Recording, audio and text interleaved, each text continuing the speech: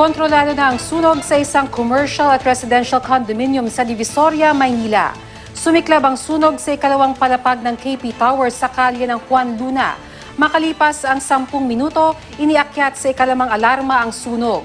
Makapalang usok na lumabas sa bintana ng ikalawang palapag habang inaapula ito ng mga bumbero. Puspusan ng paglikas sa mga nasa loob ng gusaling may 26 na palapag. Hirap huminga ang mga nailabas ng residente, lalo na ang mga matatanda. Agad naman silang nilapatan ng lunas ng mga rescuer. Ayon sa isang saksi, nagsimula ang sunog sa binabantayan niyang bodega sa ikalawang palapag. Bigla na lang daw sumiklab ang isang kawad ng kuryente sa pasilyo. Agad daw inabot ng apoy ang mga panindang damit, bag at iba pang nasa bodega. Nakitaan ng Bureau of Fire Protection na ilang paglabag sa fire code ang gusali. Gaya ng kawalan ng emergency light at depektibong sprinkler.